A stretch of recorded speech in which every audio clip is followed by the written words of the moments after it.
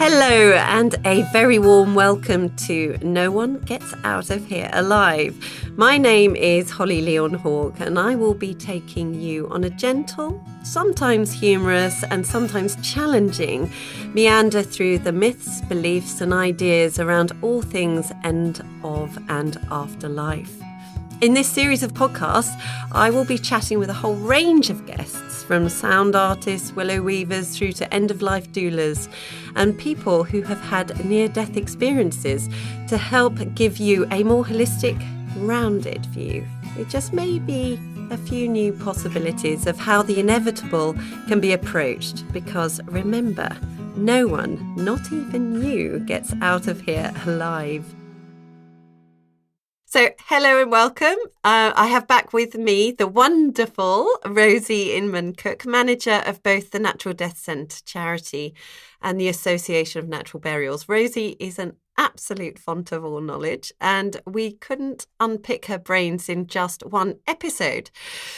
Although I don't think two is going to be quite enough either. So, without further ado, Rosie, welcome. Is it possible, we're just going to dive straight in, is it possible to bury someone on your own land? Do you know what? That's really good. I'm glad you asked me that, because I've written down a list of things that we didn't touch on last time, and home burial is one of them. So well done. Aha. We picked up on the same thing. Yes, absolutely. In the UK, we have real freedom, and you don't need anybody's permission. You do need to own the land, so there's no outstanding mortgage, because I suppose technically it's not your land then. And there are guidelines, but there's no actual permission needed from anybody. Obviously, the death needs to be legitimate, and you need to have registered the death and got the green form from the registrar, which you then, once the interment has taken place, you fill in the bottom slip. I think you have 96 hours technically to get it back to the registrar, and just to let them know that the person has been laid to rest, and that's it. You do need to create a record of where the burial is, so that the property going down the decades and the centuries, everybody who owns it in the future knows that there is a legitimate human burial in that corner of the field or the garden or whatever. And we provide all the forms for free, and I have a PDF guidance notes for people planning a home burial. It's something that takes place quite a lot. There are thousands of people doing it every year.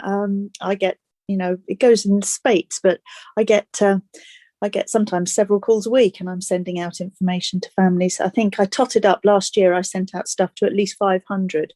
Wow, that's a lot, isn't it?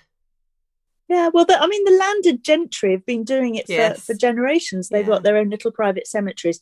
You can't change the use of the land.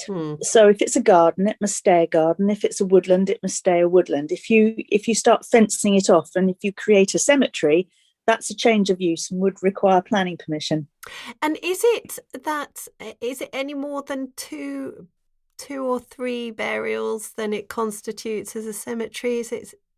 Am I right? Yeah, there's no actual clear definition to how many burials you can put on a piece of land before you've changed the use and you've turned it into a cemetery.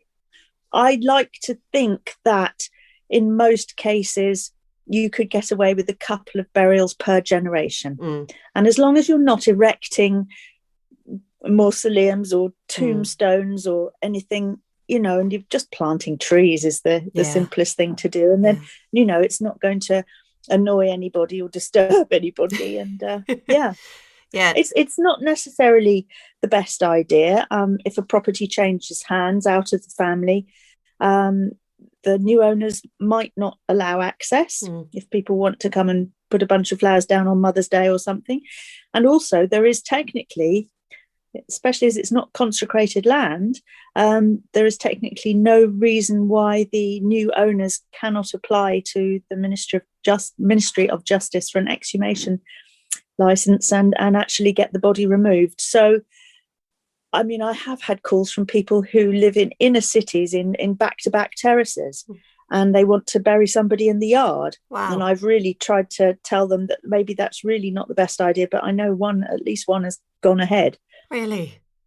Incredible. But you know, I think if you live in a, most people contacting me about it are smallholders, or they have a significantly large garden, or they're farmers, they're landed people who see or envisage that the property will stay in the family. Yes, yeah.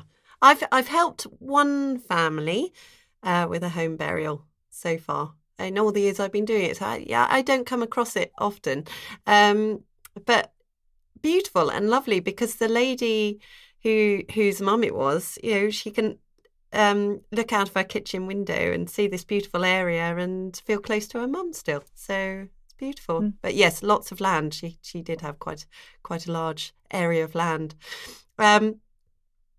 So that's really interesting for people, isn't it? I think, because so many people are not aware of that. They don't think it is an option. So just to lay out for people the pros of burying on your own land are: it's free. Yeah. You're not going to be paying for an expensive plot at a cemetery. Yeah. And whilst we just touch on that, yes, last week when we did the last podcast, we talked about the extraordinary expenses that some of these bandwagon jumping natural burials, woodland burial sites are charging. With I think I spoke about an instance of a gentleman having spent £15,000 on a plot. I actually forgot to say that's not the case. Our association members across the UK, the average price is £750. Yeah. So I just wanted to add that in. So yes, home burial, it's free. Most families doing it are actually keeping the body at home. The person has died at home, so there's no need for them to be shipped off to the funeral director. They're going straight from bed to the garden, basically. Lovely. So it's just so straightforward. And the cons are, it could reduce the value of the property, couldn't it, if it's sold? That's or is that that's hearsay? a bit of an urban myth, is it? I think. Yeah, I think it is. It might be that it might take longer to sell the property, so it might reduce the number. It might scare off some of the silly billies who don't want a ghost at the bottom of the garden. Yes. So they might be out of the running with regards to making offers. So it might take a little bit longer to shift it, but you'd hope that if it's a beautiful garden and you could see why the owner had wanted to stay there and be buried there, that you'd hope that the new owner would think, what a lovely idea, maybe I'll go next to them when my time comes. Yes. You never know. Yeah. I'd love it. I think it would be amazing to be able to die at home and then off you go out just into the garden in the wheelbarrow. Not quite. So is there anything else you want to touch on regarding home burials at all?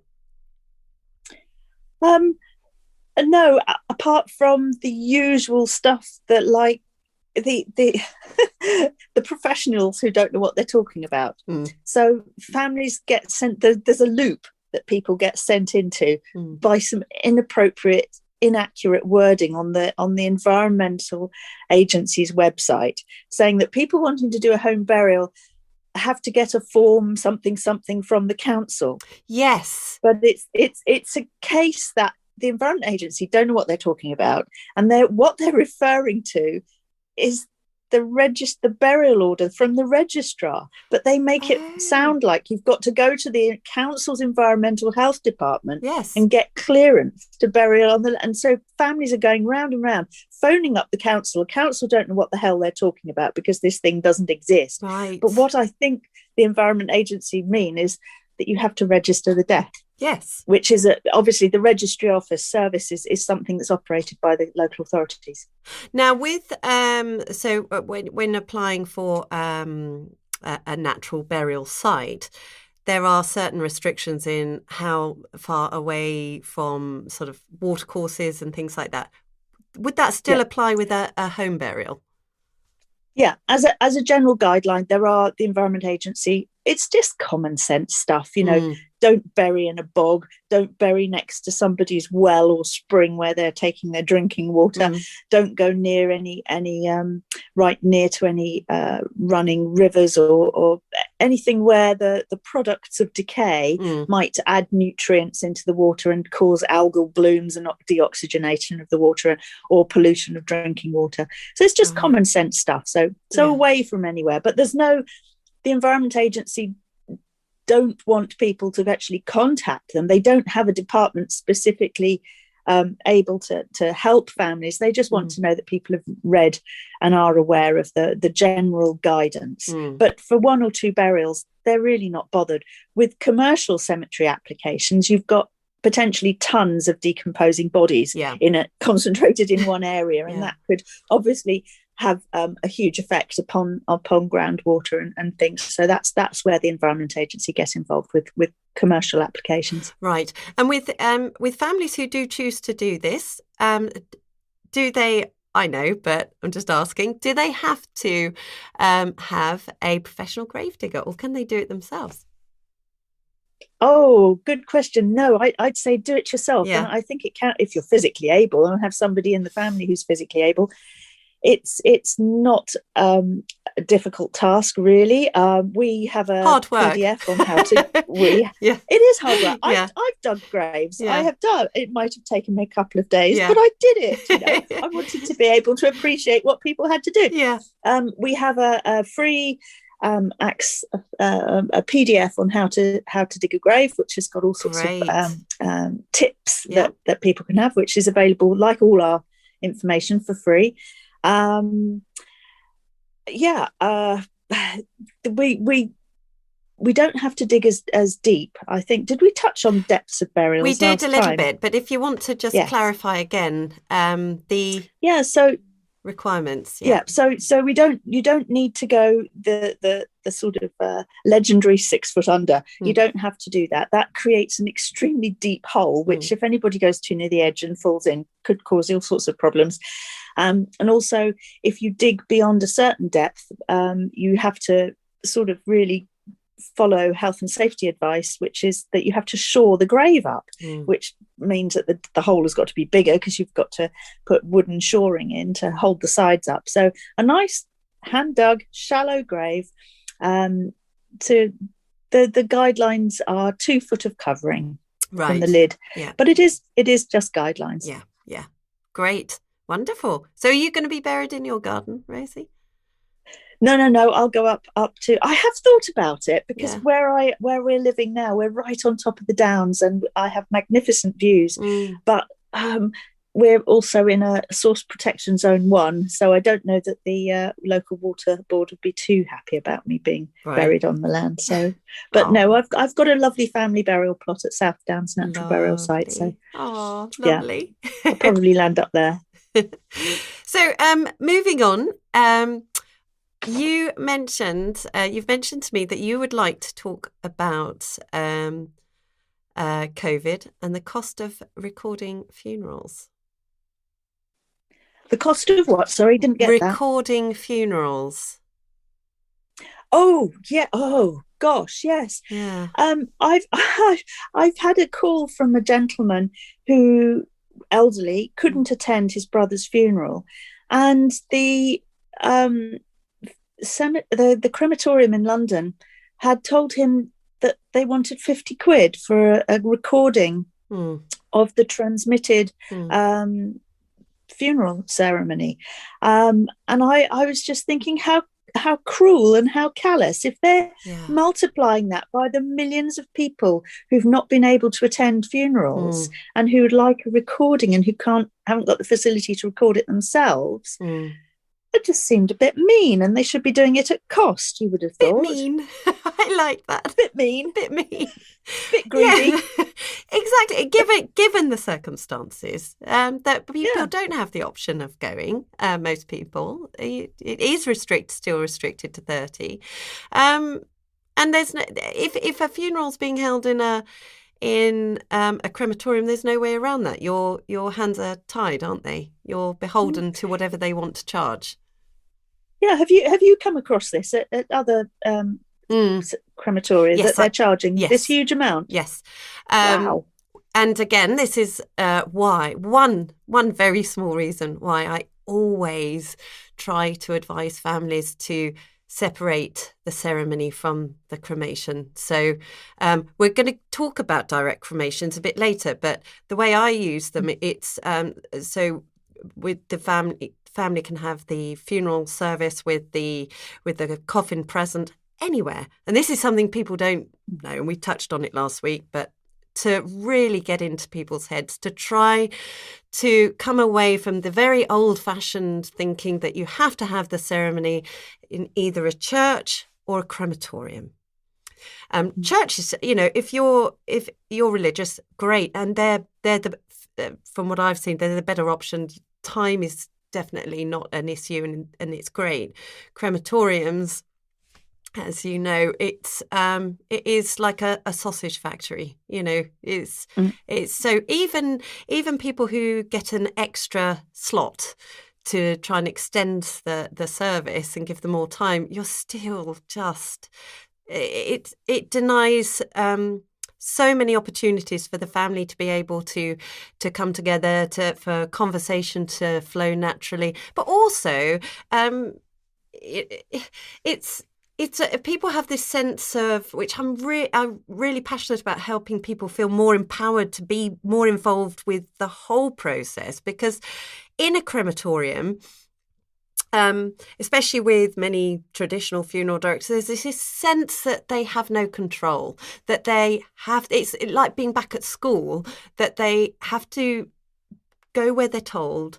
If they feel the inclination to go and talk to somebody or go near the coffin, then they don't feel they're allowed to. So with a lot of families that I'm supporting, and they're having the funeral ceremonies elsewhere, so I get some great deals on wedding venues. For instance, there's a wonderful wedding venue locally, £400, 4 hours, coupled with a direct cremation. That's the cost. They get 4 hours there where they can make it their own, do whatever they want, have the service outside, inside, whatever, and when restrictions allow, they can have the wake there afterwards, for the cost of a 40-minute slot, which equates to 30-minute service. Brilliant. And if people know that, then why would you choose a crematorium? Because you can get it broadcast, and you can be. But there's Zoom. Take a baby for quid. Exactly. And I've used Zoom at these places wonderfully. Yes. Yes. Really. Yeah. You don't need really expensive, high quality equipment to be able to broadcast it. Absolutely. Going back to my mum's funeral that I spoke about last week, my eldest daughter recorded the whole funeral on her phone, on a tripod, and just set it up, and that went over to my two sisters who were unable to attend because they're in Australia and America. Wonderful. How lovely. Yeah. For nothing. Yeah. So that's definitely something that people need to be aware of, isn't it? Yeah. Do you have problems? I know I've had families repeatedly phone up because they're having trouble actually finding a venue that will take a coffin, because some of them are a bit creeped out, or they think that if it's, for example, a country house hotel, which is, as you say, a wedding venue, or a golf club, or somewhere else that's got a function room, they've got other customers there at the same time, and they think that it's going to upset them or detract from their core business, which is a hotel or whatever, or weddings. Suddenly have a hearse or vehicle and people in black turn up. Yeah, I'd say on the whole, they've all been really good and very happy once they know that it's allowed. And when I explain to them, it's really no different than a church where you have both weddings and funerals. It's absolutely no different. They're okay with that, and they're normally quite eager for extra revenue during the week, because obviously weddings happen at the weekend. There's only been one in my local area so far that have said no, it'll put brides off, and that's fine. But all the others Even so hotels, even where we've carried the coffin through, and there've been guests leaving, and I do wonder whether they're pre-warned. I don't know, but village halls are amazing because they're so cheap. Mm-hmm. But not many people will use a village hall, actually. The beauty of I suppose a wedding venue is quite often they'll have a bar and catering on site, which makes it a lot easier. Yeah, so. And they're usually slightly more attractive than your average village hall, which is a bit soulless sometimes. A bit tired around the edges, aren't they? Yeah. So, that's and I'm delighted actually, because I did wonder whether the fact that so few people are allowed at a funeral at the moment, whether people would just plump for a crematorium funeral, but it doesn't seem to be the case. So they're still going for that nicer venue where they get a longer period of time to be able to do what they want. So yes, and I suppose another problem people are going to have in general is that most funeral directors wouldn't want to complicate their formula funeral, would they, by suggesting a nicer venue other than the crematorium? So again, it comes back to families knowing what their options are and demanding that support. Yes. 100%, because yes, it does take a lot longer. So it's the funeral directors are not going to want to do it, and this is so then they're not going to put it on the table as an option. No, they're not. Knowledge is power, isn't it, as they say? Absolutely. Yeah. So living wills, advanced decisions. That's an interesting one, and something that's very kind of topical for me at the moment. My father's not very well and lost capacity and didn't make an advanced decision. Oh dear. Doesn't have power of attorney. And so, oh dear. Yes, we're between myself and my brothers, we're trying to sort of negotiate our way through that difficult period. So, yeah.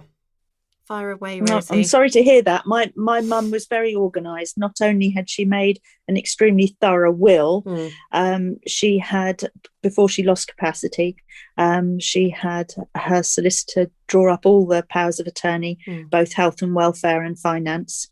Wow. And of course that overtakes and really, if you've done that, a advanced decisions document is overridden, really. And the last thing she'd done was with her GP, she'd done her DNR paperwork, and so the doctor had signed that all with her. And our local chemists have a system with the, I don't know if this is national, I presume it is, with the Lions Club of Great Britain. So we got a little plastic canister and a little green and white sticky label, so the sticky label goes on your front door, so if paramedics get called, they know to look for the canister, and you keep the canister in your fridge. Inside the canister is details of where the DNR paperwork is kept in the house. Right. So she was super organized, and you know, that really helped with everything. And when the carers did call the paramedics out because she'd fallen or whatever, they were instantly available to see that she didn't want to be jumped all over and given the electric shocks. And should her heart have stopped, she was ready to go. She had lots of long ongoing problems, and she'd reached a ripe old age. So yeah, and because there's no database, is there, for DNR and I don't know.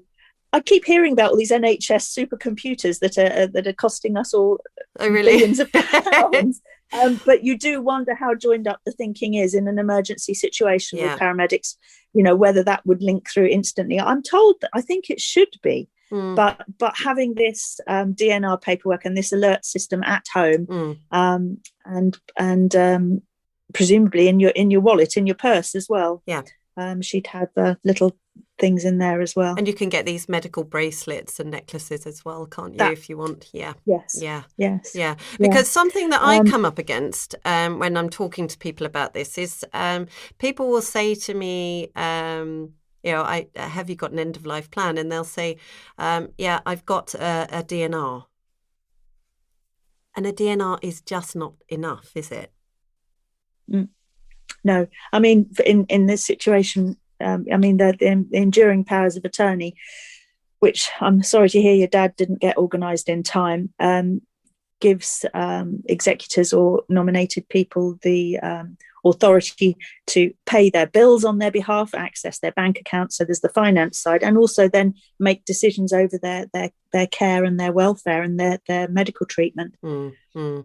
Because without it, the family are left desperately trying to do and advise the doctors of what they feel that person would like, but there is nothing written. There is it's such a minefield, and even I know quite a bit about it, but it's still my brothers don't, and it's only by going through these processes that you really begin to learn, isn't it? And so, for instance, he's had a massive stroke.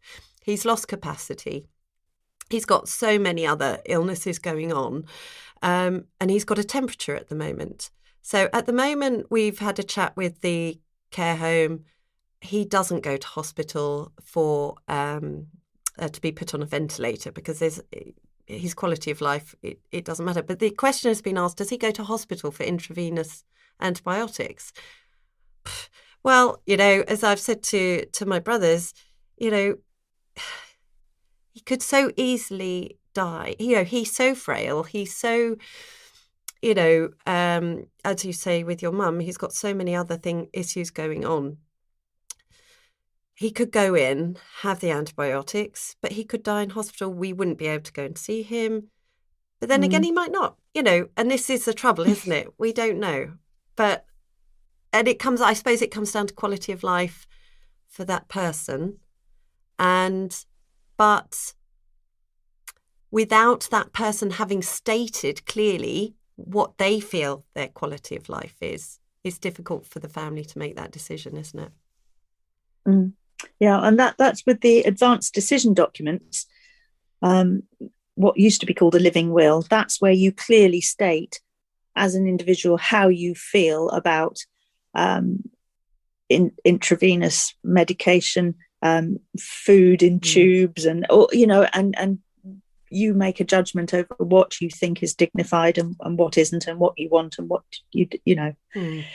yeah. So but I think the having that then to inform your health and welfare attorney, if you've done the enduring power attorney, is going to help them have it in black and white what you feel is decent and what you feel is degrading, and what you want and what you don't want. So so I'm really sorry to hear you're going through that dilemma that you've been left in.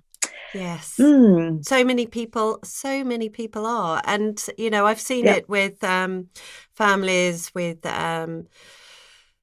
family members who are in care homes. They're really elderly, and they're being virtually force fed, and they're not really conscious, they're not really there, and it's really difficult, very difficult. So Holly, why did your dad do this or not do this? Why was it? Because he would never discuss such things? He felt immortal, like so many. I know men are worse than women in general, aren't they? That they stick their head in the ground and they think it's not going to happen to them. Why do you think, or did I don't know. I did talk to him about it, but he never. I don't know, for some reason, to some extent, there's an element in all of us that we don't think is going to happen to us. We're never going to reach that stage. And it's funny. I mean, he has said when I've spoken to him about it, he doesn't want to die in hospital. He doesn't want to be in hospital. And he's actually said to me, if I lose my marbles, put me out of my misery, thinking about it. But equally, he was tormented in his life by so many emotional problems that actually, having lost his marbles, he's a little bit happier. which is just bizarre, isn't it? So, it's so difficult. At least you'd had that conversation, which gave you some information about not wanting to die in hospital. Yeah. That is something. So at least you've got some thread that you think that there's less guilt that you might feel afterwards. Yes. That you did the wrong thing. Yes. Knowing that you did, you know, for the limited amount of information you have been given. So you need to share that with your brothers, and so that they know you've had that conversation with him. Yes. When before things got bad. So because it's any communication families can have in advance has got to be helpful. So helpful. And there's a Compassion in Dying website, which is brilliant, where you can go online and do your advanced decision on there, which I've done, and I've completed. Interestingly, I've spoken to the rest of my family about it, because anyone over 18 should really have one done, and no one else has done it. Mum hasn't done it, so, because there's this feeling that it's not going to happen. We're not going to get ill. Use the helpline ringing there. I'm going to I'll get back to them later. You feel free to go if you're needed, Rosie. No. Yes. So have you got your advanced decision sorted out? I haven't.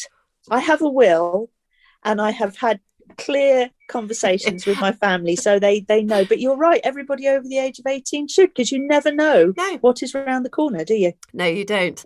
And it can, trying to come up with a name for this podcast, I came up with so many, and one of them was sort of in the blink of an eye, because in the blink of an eye your life can just change.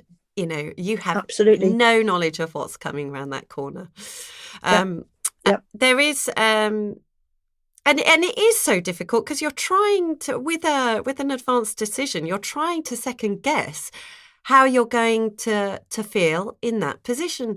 If you've never been in that position before, how on earth can you know? And I remember watching a program, I think it was on BBC, where they followed 3 people who were on life-sustaining support. One chap who he loved riding his motorbike. He'd always said to his family, if I come off my bike and become incapacitated, just switch the machines off. Don't want to continue living like that. The worst did happen. He did have a bike accident. He was in a position where he was conscious. They didn't know whether he had capacity, but he could not move. He hadn't got anything in place. So it was a case of the family working with the doctors to try and decide what was right. They said to the doctors he would want the machine turned off. He's told us that. They said we can't legally do that. With time, he slowly got to the point where he could blink. So they were able to ascertain that he did have capacity. So over a course of months, they did a lot of research into finding out, really, did he have capacity? Yes, he did. They asked the question, did he want to stay alive or have the machine turned off? He wanted to stay alive because he had a child. And even in that state, he still wanted to be there for them. So this is what makes it so hard, isn't it? However, with an advanced decision, you can go back and change it at any time, can't you? You can revisit it. Not one decision, that's it for the rest of your life. You can't go back on it. So, but yeah, it's a tough one. Yeah, I mean, I suppose that's everybody's worst nightmare, isn't it? Being in a locked-in situation and being unable to communicate. It's almost as bad as the being buried alive. That's the other nightmare situation. Yes. I was talking with my sister-in-law who's recently had an MRI. What was it, a CT? No, an MRI or something. And I had one last year, and I said to her, it is that feeling. I have that feeling of being it's like you're in a coffin. It's like, no, it's fine. I'm not. I am going to come out of here alive. So advanced decisions, living wills, very, very important to have. I haven't got my will sorted out. That's one thing I haven't done. But I will. Yeah, my husband and I, we did our wills revisited them a couple of years ago, and I was actually surprised, considering how complicated our family dynamic is with his, hers, and theirs children. That it was through a solicitor. It was relatively cheap for both of us, and it wasn't like hundreds and hundreds and hundreds of pounds. It was. I felt it was very good value for the amount of time we got from the solicitor, considering the amount of pounds they charge per hour you normally. I would encourage people, absolutely do a will. And if they die without a will, what happens? Intestate, yeah. I'm not. It's not my area of expertise, Holly. I don't want to say anything that would be wrong, but it's complicated, and you lose control, and your possessions and your money and your estate can go to the wrong people. Yes, basically. Yeah. So everyone, advanced decision, or what's it called?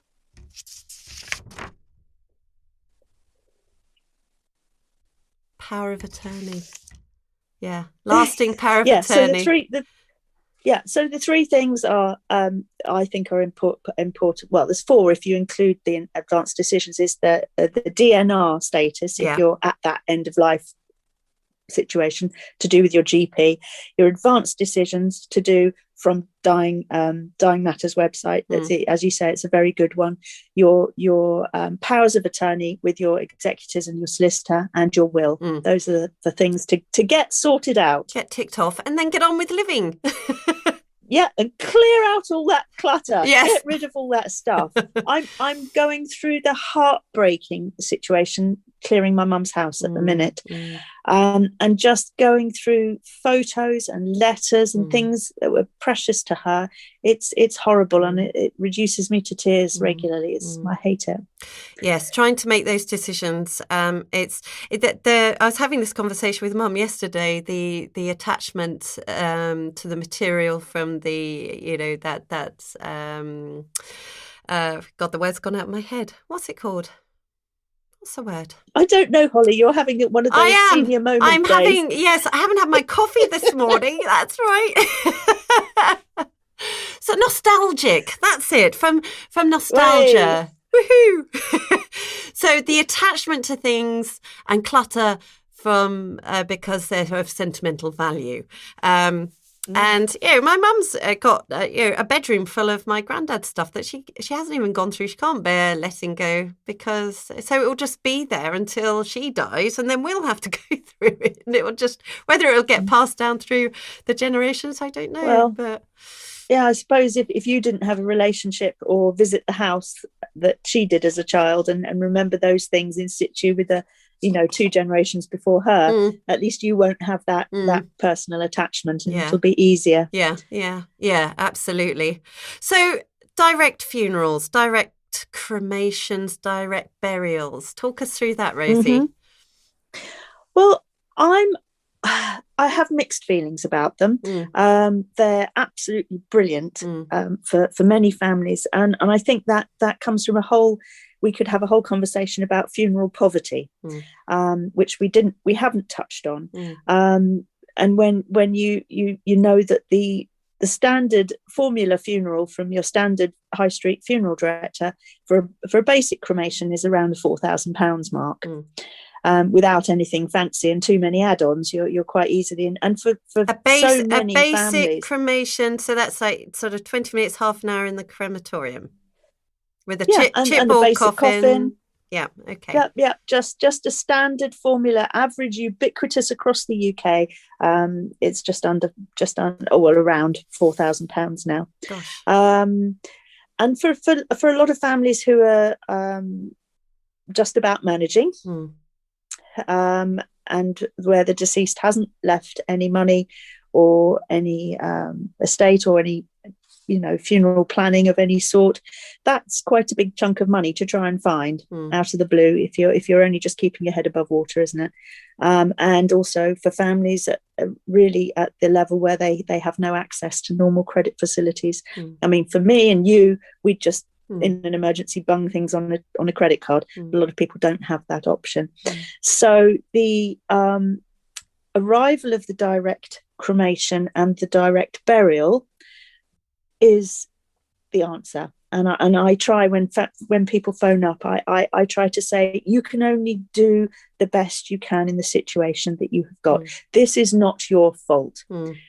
What a lot of families are doing in this situation where they can't find £4,000 is to have a direct cremation. Has the disadvantage that you are not present at the cremation, but you can then have a ceremony at another time around the disposal of the ashes, and it will cost you around £1,000. And that's for many families that might be just doable. So it's really taken off. I do worry a little bit about the cowboys that have jumped on this bandwagon. There are some, down in the south of England, in the southwest, there is one guy who's just out of prison for VAT fraud, and he's set up a direct cremation company. He's leafleting crematoria, old people's homes and everything with very glossy leaflet, and he has no facilities. So what he's doing is he's actually offering direct cremation for people who died in hospital only, and he's utilising the hospital mortuaries to look after the bodies until he's booked a slot at the creme, and he turns up with his van. And I'm a little bit worried about that level of entry into the direct cremation market. The most funeral directors seem to be reluctantly now offering this. Many of them will not be able to compete with the £1,000 level that the specialists do, and they manage that either because they have crematoria local to them that are offering these really discounted, less popular time slots. So just to set the record here, your average cremation slot at a crematoria across the UK will cost you anywhere between £600 and £1,200. Normally around the £700-800 mark seems to be about average now. And some of them will do the first thing in the morning slots for sort of £300.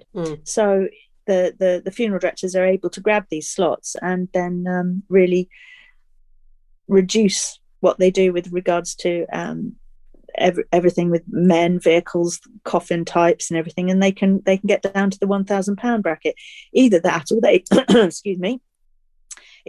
or they actually own their own crematoria. So it's all in-house, and they're not having to pay a third-party payment, a disbursement out to another crematorium company. But most independent funeral directors can't get down to that £1,000 level. So it seems to me they're charging anything from £1,500 to £2,000 for a direct cremation, which again is less than half price. And people can, of course, do it themselves, can't they? Well, yes, they can. You can book a crematorium out of there's nearly 300 crematoria in the UK, and there's only 6 that will not help families do a DIY funeral, and they all belong to the same company in south of England. You know who you are. And you're very naughty, and you're now in my bottom 2%. Yeah. I wonder if I know who that is, because I did have a family a few years ago now who wanted to do a family-led funeral crematorium, and they were told we won't deal directly with the public. So they said, would I act as an intermediary? Yes, of course. Yeah, very good. We'll give you money. I said, I don't want any money. It's ridiculous. But yes. And I've had it actually at that very same crematorium. They wouldn't accept a cheque from the family. So they were being paid the money, but because it wasn't in my name, they wouldn't accept it. That's madness, isn't it? It's like, yeah. They're particularly obstructive and obnoxious, this company, and they are at the forefront of the cremation revolution. Why are they doing that? What is it that's... I don't know. I don't know. They seem to see their customers are the funeral directors. Whether they're, I've tried to talk to them about this. Various people up in their head office about this over the years. One of the things they'll often say is, "Oh, families don't know what they're doing, and our equipment is very, very precious, and somebody will not remove a pacemaker, or they'll put something in that's going to explode in the cremation equipment, and it's worth hundreds of thousands of pounds, and we don't." But that's the first thing I discuss with families who are booking a cremation directly and saying, look, the crematoria staff are going to be really concerned that you are going to do something that's going to damage their equipment. Therefore, first thing, you must buy a cremation compatible coffin. So that is a coffin that will work with their automated charging equipment. So a lot of the times when the oven door opens, there's a piston, if you like, or automated equipment that actually pushes the coffin into the cremator. So they're very worried that the coffin is going to be competent. So families must buy a cremation compatible coffin and communicate with the crematorium. Just say, look, we want to buy this one. Will you accept this coffin? It seems to say that it's cremation compatible. So that's the first thing. Then I say they're going to be really worried that you're going to place something, grave goods, in the coffin that are going to melt and weld onto the inside of their equipment. So a bottle of whiskey, for example, that would be a disaster. Or that you're going to dress the deceased in plastic-based clothing, or put some rubber waders on them or something because they were keen on fishing, or I don't know, just put something in the coffin that's going to cause pollution problems or clog up their scrubbing air filter, cleaning chimney stuff, So it's difficult, but as long as the families know that the crematoria are going to be worried about things, and then communicate and say, I appreciate that you're going to be worried. Let's run through and double check that we're not going to do anything wrong and that's going to cause a problem. So again, it comes down to information and communication. And there's a crematorium local to me that is amazing. It's council run, and they're so helpful and supportive of families who want to do it all themselves. They're amazing. Yeah, I've found that council crematoria, they might be old and a bit tired, but in general, they seem to be very supportive of families, which is great because they know who their customers are. Absolutely. And I will say, direct cremations, direct funerals, burials, whatever, they are great in many respects, and very much helpful for families who don't have a huge amount of money. My concern, and also for families or for individuals who don't have a family. Yes, absolutely. And for example, they want to leave what estates they've got to their favourite charity rather than pay an extra £3,000 for a funeral that their one carer can come to because they've outlived all their friends and family, or their what I call solitaries. They're people who've chosen, for whatever reason, maybe they're completely barking mad, I don't know, but they've chosen to live alone and they don't want anybody, or there isn't anybody to attend. I have elderly people on the phone say to me, why should I pay £4,000 for a funeral that nobody's going to come to? So direct cremation for them is ideal. Yes, absolutely. Sorry, I interrupted with that example, but it's just another scenario where a direct funeral can be helpful. Yes, very much so. And I completely agree with you. And in using them in the way that I use them, so separating the ceremony from the actual cremation, absolutely great, or the burial, whatever. I struggle with, families who, especially families who can't afford, who maybe would want to be more involved, and having... And it comes down to the support from the funeral director that I tend to have an issue with, because, I feel so strongly that it shouldn't matter how much or little money somebody has. When somebody dies, that body still should have the same care, love, attention as a body that's being cared for within a £4,000, £6,000 funeral. That the family if they want to come and spend time with them, they come and spend, because many direct, the family are denied that final time with the person who's died, aren't they? Yeah. It's literally, you have to be really, really clear. I have to be really clear with people who phone up what a direct cremation means. It means unattended. Yeah. It means you have nothing to do with it until, Yeah. if you want, you can get the ashes back afterwards and go and do something at that point. So if somebody dies in hospital, the body is taken from, pretty much, quite normally, from the hospital, put in a coffin, taken to the crematorium. They're not washed, they're not dressed, that's it. Nothing's put in with them. It is a disposal service.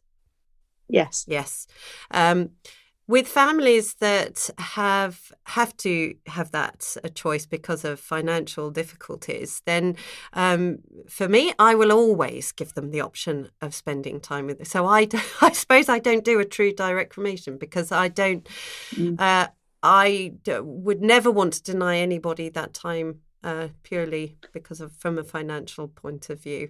So again, it's shopping around, isn't it?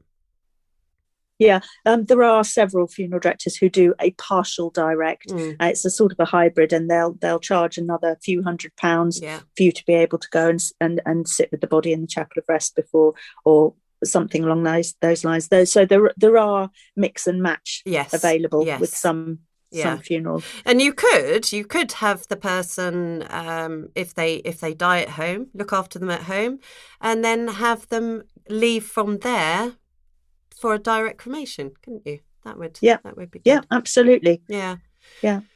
So funeral poverty, Rosie, there's a lot. Yeah, it affects. The one that gets me is when I get young people phoning up who have, through no fault of their own, landed up responsible as the next of kin for the funeral of a parent, a degenerate parent, potentially, who's an alcoholic or who's died of drug overdose. And these young people are either in work or they're students and they don't have any money, and they're not able to get payments and help from the DWP. A lot of people and the public think, there is some help available from the Department of Work and Pensions. I'm on benefits, so when I die, there'll be help available. It doesn't work like that. It's not the benefits that the deceased is on, it's the benefits, if they're on benefits, that the next of kin are in receipt of, as to whether they will get any help. And the other thing is that these payments take a while to come through. So in a lot of cases, unless you're going to have somebody sitting on ice for many weeks, you have to be able to get a loan or put the money up front, or find a funeral director who will just let you pay a deposit that will cover the disbursement fees, and that they will help you fill the paperwork in, and you just hope that you get awarded. But from what I can see, the DWP, if they find that there is another living relative who's in work, they will squirrel out of paying if they possibly can. So families need to be very aware of this. So absolutely. And I don't know if I said it on the last chat we had, was I know somebody who was a gentleman who was, as you say, kept on ice for 6 months. Family had nothing, but the local authority were sort of hell-bent on trying to find somebody who could, within the family, who could pay for it. So it was 6 months before the wife could have a funeral. It's horrific. That's horrid. I'm surprised the council let it go that long, actually, because quite often, if nobody comes forward to take responsibility, the local authority really push it, and they will actually carry out an environmental health funeral and dispose of the body in whatever way they do in that borough, whether it's burial or cremation, depending if they own cemeteries and they've got lots of space left, they'll bury, and that. I have to be straight with people. If you don't come forward and take responsibility and carry out a funeral, and the council bury your dead person, will be buried in a communal plot with other people, with strangers, and that that's quite a sobering thought for a lot of people, and it sometimes actually makes them find the money. And would they have? Would it be a marked grave? In Victorian usually times, not. It wouldn't be, would it? But it's still not. No, you've got no rights to put down gravestones, leave tributes. It's pretty harsh, and it's what in the old days used to be called a pauper's funeral. Yeah. Some crematoria, some local authorities cremate as their priority. Maybe it's because they own and they're short of space and they own the crematoria. Again, I've had families who've had the ashes held until some money's been forthcoming. So it's really a really harsh scenario. So therefore, for me, the knowledge of being able to do either DIY or have a direct funeral, it means that the family have some control, and it's not going to cost them $4,000. Yeah. And that's it, isn't it? With a little bit of support, with a little bit of knowledge, you can create something that's can be far more meaningful than your standard £4,000 crematorium package funeral. And I was doing some research the other day, and it was something around about £50 million a year of government spending is on helping people with their dead, dispose of them, funerals. Through the DWP payments? Yeah. So DWP payments and paupers funerals, 50 million a year.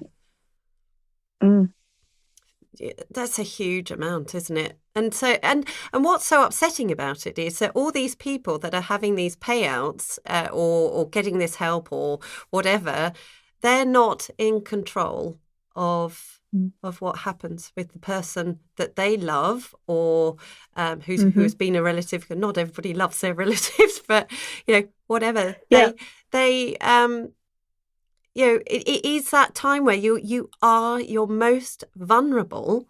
You can't think straight, and you are at the mercy of people who propose they know what's best for you. Yeah. Or want to take a lot of money off you and get you into debt. I mean, the funeral poverty, the really bad thing about it is that families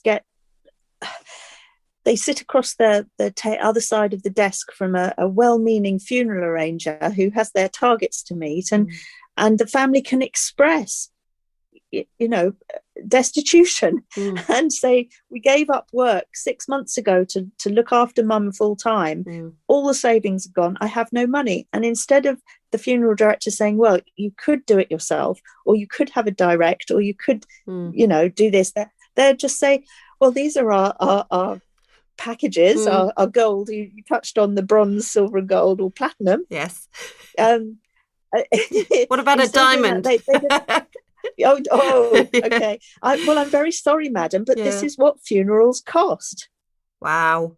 I mean, that's negligent, isn't it? It is. To just not give people the full amount of information and just tell them that this is what, and then I get families phoning up using, and it's heartbreaking because they'll say, why did nobody tell me? Or if only I had known. And they're just being... And this is why it's so important that, as you call them, the gatekeepers know, because we don't want to talk about death and dying. We don't want to think it's ever going to happen to us. So most people go in blind. They don't know. So it's down to to medical staff, doctors, nurses, care home staff, funeral directors, registrars, all of those people to have a complete understanding of all the options that families have. Yeah. With regards to, we talked on the last podcast about my mum's very purely home funeral, looking after her body at home and doing the funeral directing myself. One thing I didn't think I explained was that a DIY funeral doesn't have to be just a home funeral. So a DIY funeral can be one where the deceased has died in hospital and stays in the hospital mortuary, and you make an arrangement with the mortuary staff to pick them up, and you do all the booking of the crematorium or the cemetery. You buy your coffin, you turn up at the allotted time at the hospital. So a DIY funeral, there are no rigid, the person could die in a nursing home, they could die in a hospital, but you can still mix and match with it and still call it DIY. It's not, I didn't know whether from the last podcast it had given the impression that DIY meant only people funeral. who died at home. Yeah, I helped a family recently, actually, who a lady. I had the great privilege of meeting her when she was alive, and she was dying of cancer. She was getting everything in place. She wanted to die at home, and she wanted to be cared for at home after her death. And then her family carry her round the corner to the local church plot and be planted, as she said. So we made a plan. It turned out that her symptoms were quite severe, so she ended up dying in the hospice, which is where she ultimately wanted to be. So then her husband and her son went the next day. So they were with her when she died, had time with her, and then went home for a bit of a sleep, came back the next day with the coffin that had been previously bought, a beautiful handmade woven coffin, and in their estate car, went in, got her in there, carried her home in the car, got her inside. And then I turned up later and just gave them confidence more than anything in how to care for her at home. And then from there, within a couple of days, she was taken, and they had a beautiful, simple service where she was planted. And, amazing, absolutely incredible amount of love involved with that, and space and time for the family to be with her and process what had happened. But interestingly, you talking about people who've died in hospital. We've had it before where, because I always like to invite family, if they want to come and be on that journey when we collect from the hospital to bring back, they can be on that journey. So we had a lady who, in her 30s, her husband in his 30s had died.